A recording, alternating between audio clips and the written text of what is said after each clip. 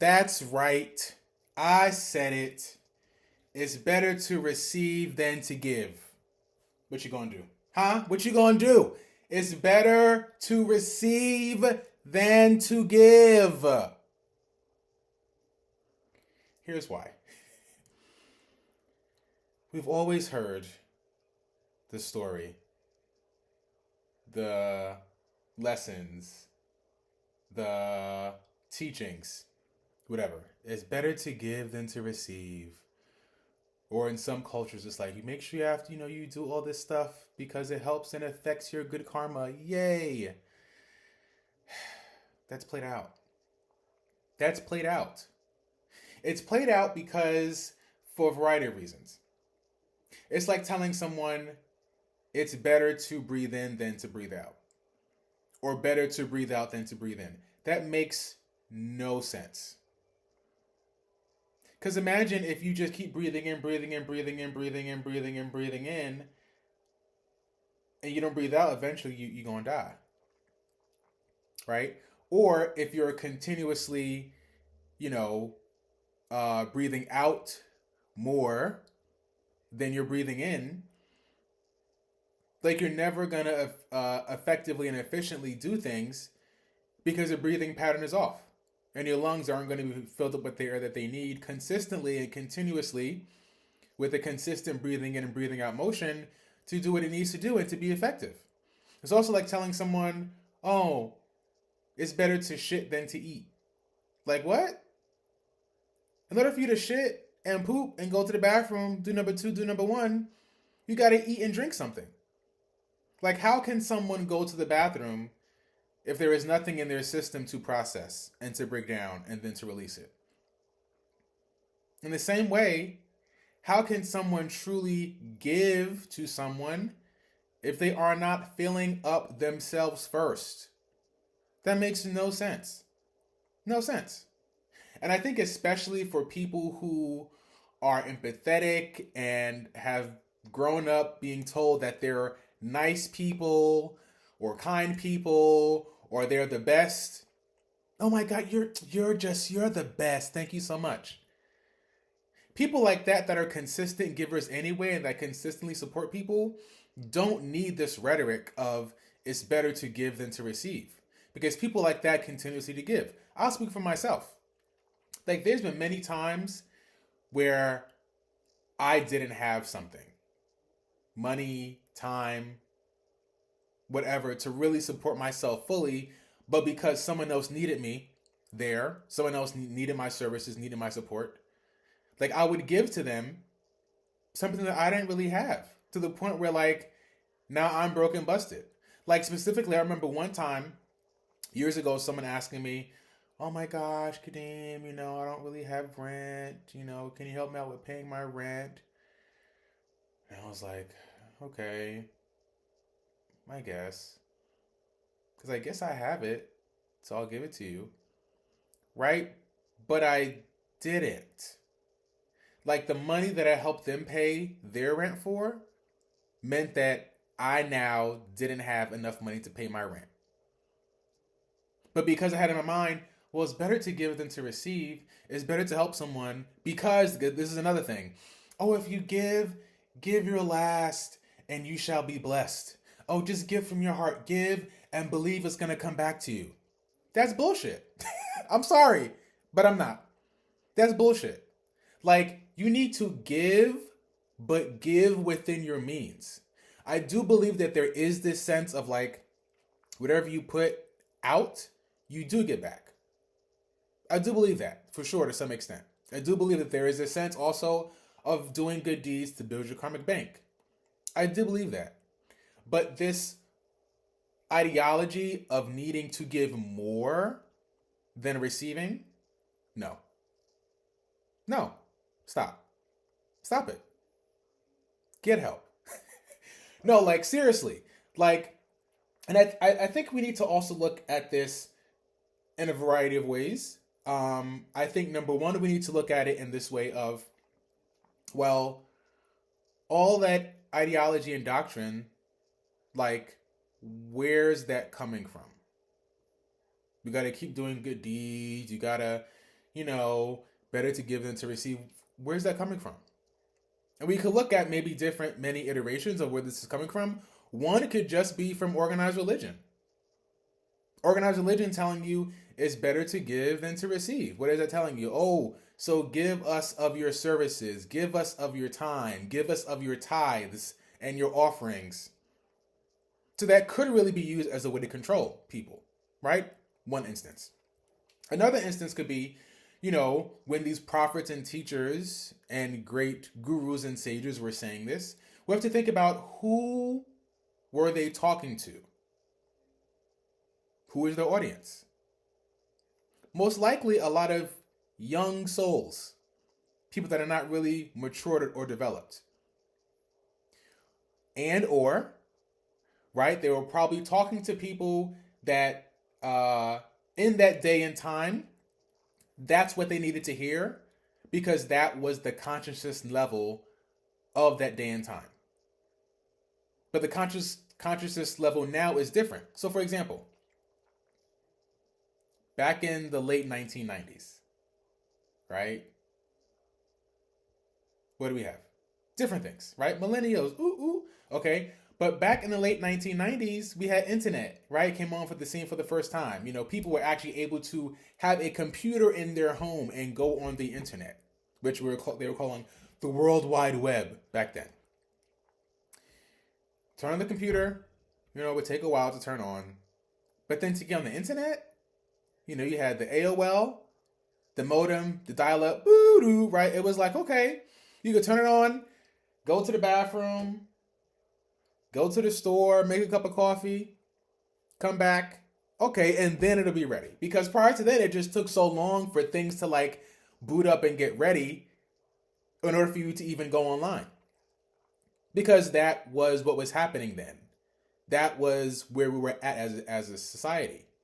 Nowadays, you don't have to do all that stuff because internet these days is quick and fast, especially when you're talking to although this might be politically incorrect to say now, when you're connected to a first world country, like, hey, you can just get on instantly, right? But if you were to read an article from that time and it said, oh, you turn on the computer, turn on the internet, you got to wait for a few minutes for it to come, for it to officially connect, so you can, go out or do something. And, oh, also, by the way, you can't use your phone when you're online because it connects to the internet.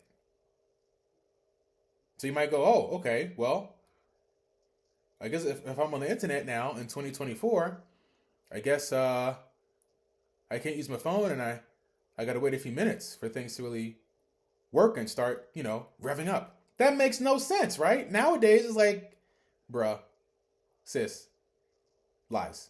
No, right? Because we now know that things have changed. The ideology has changed. A consciousness level of being online, being on the internet, where we have technology, it's adjusted and it's changed. So that ideology and article from the late 1990s is there for history and it's there for us to learn something.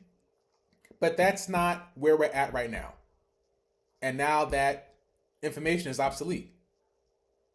So I think in the same way, some of these prophets and sages and ministers were talking to people at a certain level that they could understand and where they were at. And nowadays, we're in a different space. And I don't think we necessarily need some of those things anymore. Also, think about it this way, right? I mentioned that they were, young souls. Like when we're younger, right? You're under 18, you're a minor. There's certain things you can't do, right? You can't drink, you can't smoke, or you're not supposed to. But some people do it anyway. You can't drink. Well, it also depends on what country you're in. I'll say in the U.S., if you're under 21, technically you can't drink legally. Right? If you take that law, thinking, oh, okay, well, it's saying I can't drink. I guess I'm not going to drink. Yeah, you saw that law when you were 15, 16, that you couldn't drink. You're now 38. years old. That law is now obsolete because you've grown. You're older. So that law no longer applies to you. In the same way, again, I think all these sages and saints and people that were saying these messages back in the day, they were saying that because that's where the people were at. That was their mentality. That's what they needed. But as we progress in life, we now need new ideologies, new things to teach us ourselves how to be in the world, in the current world. I'll also say this. I know this is going to be controversial, especially for the Christians. Love y'all. I grew up Christian, Baptist specifically. Love me some Christians.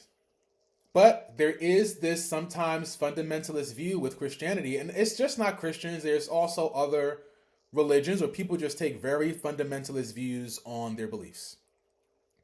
I'm speaking specifically, though, for Christians because that has been my background, and every single time I come across some sort of issue in regards to what to do, who to be, how to accept people, how to be loving towards people, it's always the Christians that say, I'm practicing love, but in actuality, what they're practicing is hate and division.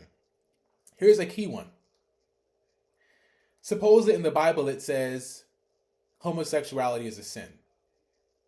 Now, that could be the case, right? And based off of what I just mentioned, maybe that was needed for the people at the time. However, the Bible really does not say that. That's what it was translated to. There's actually quite a lot of mistranslations from the Bible, in the Bible. You know, when things are translated from Hebrew or Aramaic, or Greek into English, a lot of mistranslations. A lot of things missing, a lot of books that were taken out.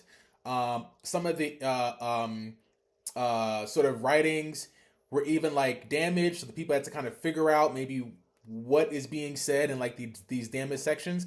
A lot of mistranslations in the Bible, a lot of miss stuff in the Bible. If you look at the original text, the original translation of that, it does not say homosexuality is a sin.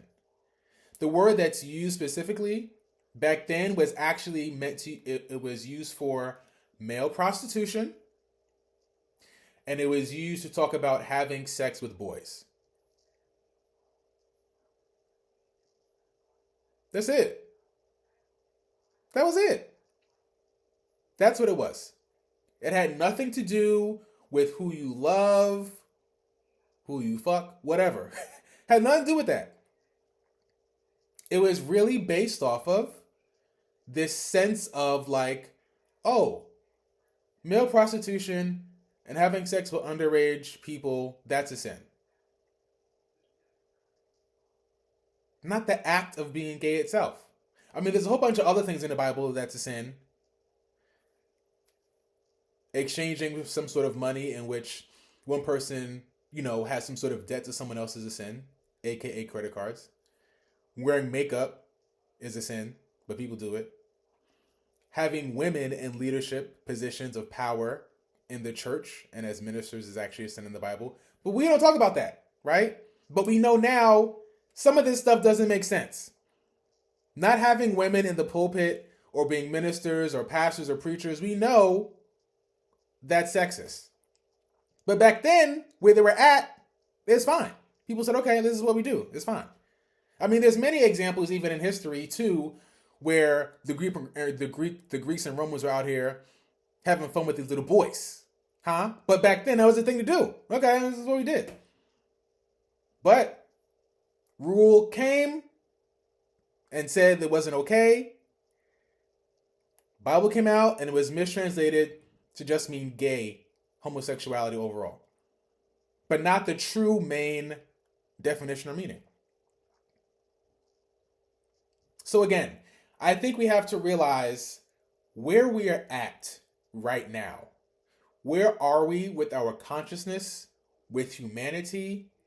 Realizing it is important for you to fill yourself up to 100% and then give from your overflow. So if we have 130% of something, okay, I have 100%, pay my bills, let's use financial. Pay my bills, right? Got a little something for myself to go out, hang out, got a little something, to maybe go on vacation, right? Okay, I got 100%. Right, but then I got an extra 30%, okay, maybe I'll, give to someone in need. If I want to. Because then here comes the thing where it's like, oh, well, I guess I have extra 30%. I guess I'll give it because I have it. Stop. You don't guys do nothing you don't want to do. You don't have to give just because you have it. Oh, that was freeing when I realized that. You don't have to give just because you have it. Your giving can be a choice. And this giving can be a gift of your time, of your resources, of your finances, of your support. You can give because you want to, not give because you have it. I guess I have the time, so I guess I'll call them. I guess I have the time. I guess I'll support them. I guess I have the time. No, I guess I have the resources to help them out. I guess I will. No, just because you have it doesn't mean you have to give it. If you want to, you can.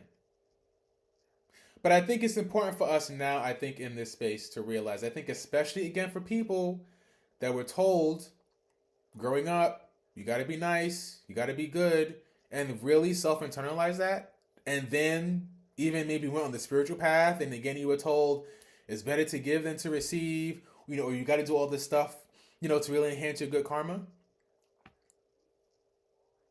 Get you out here broken, busted, and can't do nothing.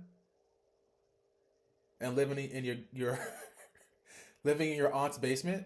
Not saying there's nothing wrong with that, but because you overextended yourself beyond your means, now you're not really taking care of yourself. So it's important for you to take care of yourself. And look, I'm not saying, because I know this will come up in life as it does. Yes, sometimes there will need to be a sacrifice of something. It's natural. Sometimes you have to sacrifice for people you love, people you care about, right? And I get that. Or sometimes things are out of your control, so to say. Like, for example, if you have kids, your time is your time with your kids. Like, you can't neglect your kids. You got 3, 4, 5-year-old kids. You can't just be like, all right, well, I gotta take care of myself, so I'm gonna leave y'all here and go out and get my nails done or get my hair did. That's called being irresponsible, right? Or if you're caring for a loved one, someone that's elderly, that's sick. Oh, okay, well, I'm leaving you, bye, because I gotta go get my hair done and get my nails did. You're being irresponsible, okay? Letting you know that you're being irresponsible. But I think there is still this thing of balance, if it's possible. So if you have a support system, if you have kids, maybe letting them go to grandma's for the weekend. Or having a babysitter come and babysit the kids while you and your partner go out on date night. Or having a nurse attend to your loved one half of the day, so that half of the day you can do other stuff and then you come back and take care of them the other half of the day. So I think if we're in this space and we have the fortunate ability to do so, definitely sharing that weight with others is helpful. Or sharing that thing, that action, that activity with others if you can. I know for everyone it's not possible, right? But the key thing here is that I want to drive home is that we need to get away from this old school ideology that no longer works. It's dead. It's obsolete. I think especially if you're watching this, it's obsolete for you. I think there are some people that probably do need to hear that, because I think there still are some people who are young souls and need to be told it's better to give than to receive, because that's where they're at. But I think as of right now, I think some of us, especially in the spiritual world or practicing religion intensely or spiritual truth intensely, I think we need to hear it's better to receive than to give. Take care.